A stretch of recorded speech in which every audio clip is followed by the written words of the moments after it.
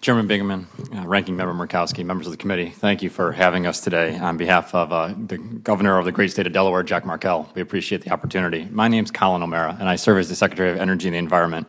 And for the past 3 years, we've been working hard to modernize Delaware's entire energy fleet in an effort to improve reliability, reduce and stabilize costs, spur local job creation, improve air quality, reduce greenhouse gas emissions, and obviously improve public health. And to achieve these outcomes, we've worked on a lot of different fronts, many of which are contained within this bill. We've worked to spur additional local generation from natural gas, from combined cycle, cogen, and combined heat and power, to transform our largest coal unit into one of the nation's cleanest, to fuel switch or phase out legacy units, to invest in energy efficiency and demand response, to support transmission and distribution upgrades, and to deploy clean renewable energy.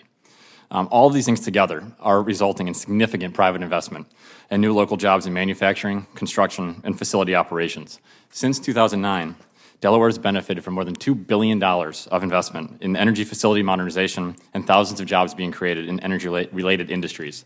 Delaware companies like NRG, Calpine, PBF, DuPont, Purdue, Mount Air, Everett Steel, and Croda have all made significant upgrades to their energy facilities. At the same time, we're experiencing declining energy bills and dramatic reductions in both carbon emissions and traditional pollutants. It's the equivalent of taking nearly 500,000 cars off the road. And so if you've ever been stuck in Delaware, that's a lot of cars that'll get you through 95 a little quicker. We believe that Delaware's experience demonstrates that the conversion to a cleaner energy system, as proposed through Senator Bingaman's 2146, is not only technically feasible, but it also advances numerous public policy goals, ranging from enhancing American competitiveness and supporting job creation to improving air quality and public health. The predictability alone created by a national and technology-agnostic clean energy standard will drive private investment in innovation, manufacturing facilities, and deployment of scales of a range of clean technologies. Based upon our experience in Delaware, we offer 3 recommendations to strengthen the proposed legislation. The first one is to please ensure complementarity with the state standards. 40 states have either a renewable portfolio standard or a goal or an energy efficiency resource standard. In Delaware, we've seen our energy standards drive manufacturing and construction jobs. Recently, with the help of Senator Carper and Senator Coons, Governor Markell was able to announce the decision of Bloom Energy, an innovative fuel cell company, that they were going to locate their manufacturing plant in Delaware on the site of a former Chrysler facility. They're going to be creating about 1,000 jobs manufacturing this technology of the future. We've also seen significant private investment in energy efficiency, solar, geothermal, and hopefully one day offshore wind as that becomes more financeable. We greatly appreciate Section L in the legislation and recommend its inclusion to preclude any kind of state exemption or state preemption. And to the point of Senator Wyden, we do believe that the suggestion of providing some kind of authority for the Secretary of Energy in Section L, subsection 2, to establish some form of alternative compliance pathway through which states that have these policies already in place can demonstrate that they meet or exceed CES requirements and be exempted or get a waiver for having already achieved the outcome intended by the legislation. Number 2 is the importance of energy efficiency. And there's been a lot of debate today about cost. This committee has championed the importance of advancing energy efficiency, including the strong bipartisan passage of the Shaheen-Portman Senate Bill 1000 last year. Investments in energy efficiency and other electricity demand-reducing technologies, including geothermal, solar thermal, district heating, cogen, CHP, and more, have significant potential to reduce emissions in the most cost-effective manner. Energy efficiency is our nation's greatest energy supply resource, and it represents the greatest opportunity we have to reduce energy costs for everyone and reduce emissions at the same time. And they will spur investments in every single state in the union. For these reasons, as Senator Shaheen mentioned just a few minutes ago, we encourage the inclusion in the CES of energy efficiency from the onset. This will ensure that CES actually reduces overall energy costs, even well below the EIA reference case that we discussed in the last panel. To accomplish this, we recommend that the Secretary of Energy be directed to establish a national evaluation, measurement, and verification standard. Many states have good models that could be built upon. This standard would then define how energy efficiency investments would count towards the CES requirements, and once completed, would allow these technologies to be eligible under the CES. And we believe that it's critical to do this from the beginning because it is the best way to reduce energy prices across the entire country.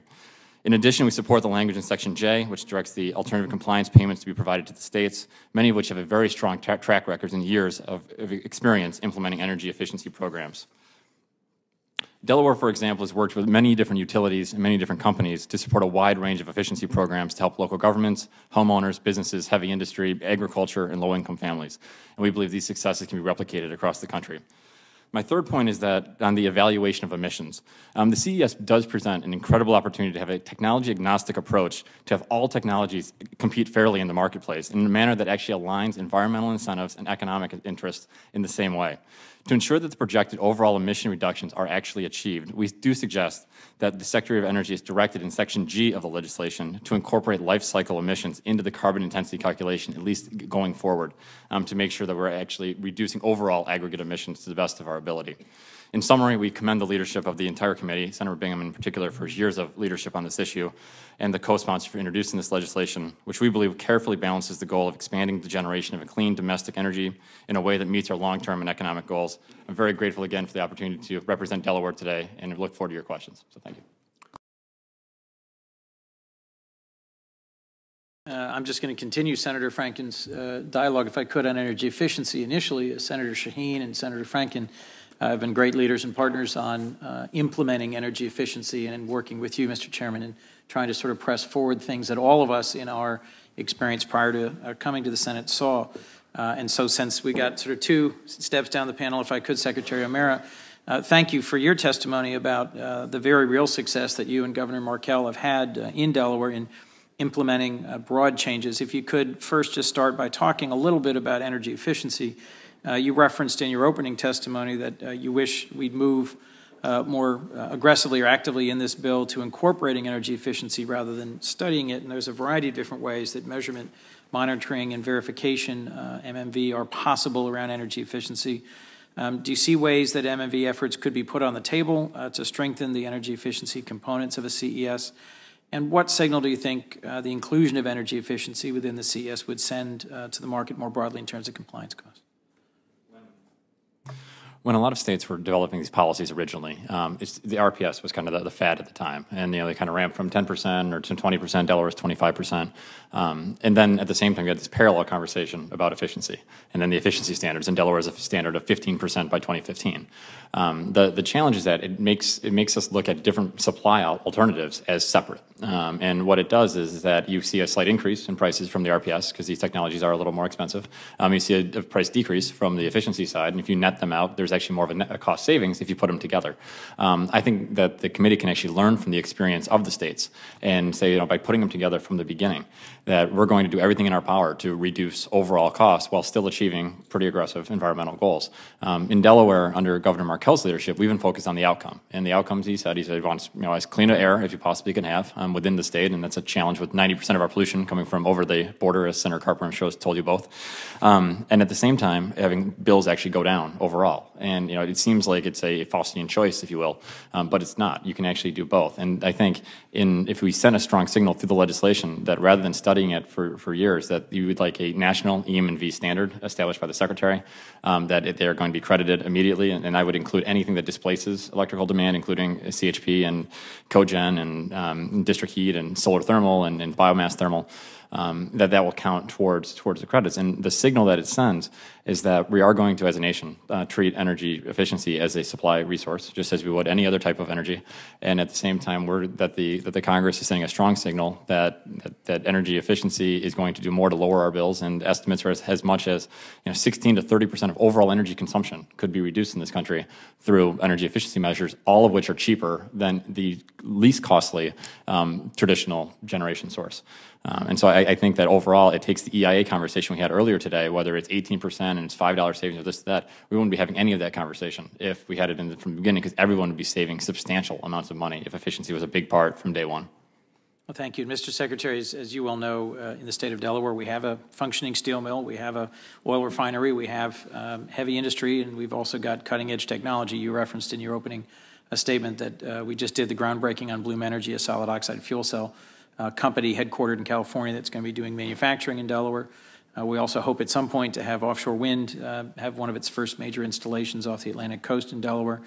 Talk a little bit more, if you would, about how you and the governor created an environment in Delaware where all these different separate and disparate interests were able to participate, and then given some of the previous testimony about regional concerns that I think are legitimate, some concerns other members of the panel have, about regions within the country, how this national combined approach might learn from Delaware's experience in getting all the different stakeholders to have some role to play in a more positive clean energy future. I think it really starts with the governor's commitment to focusing on the outcome and looking at facilities as individual units. I don't think there's a single regulation or a single policy that's going to allow this transition to easily occur. We had legacy coal units that really needed to be updated and needed modern controls. We had units that really should be fuel switched to use natural gas. We had units that could have been cogen or even upgraded to combined cycle. And so we actually approached it I represent part of the regulatory side, but all these projects as almost public-private partnerships. And in some cases, it was helping with financing. Some cases, it was small grants. Some cases, it was expedited permitting. By really focusing on the outcome and saying, we're trying to reduce emissions at this facility by a certain amount. Now let's come up with the best way to do it. And not saying that, I don't think government has the best answers on the prescriptive side. I think if government can set the standard and then work with the various utilities to do it, to achieve that outcome, you can achieve great things. And we've seen great work, whether it's with the refinery or with NRG or with Calpine and the different facilities in our states as a result.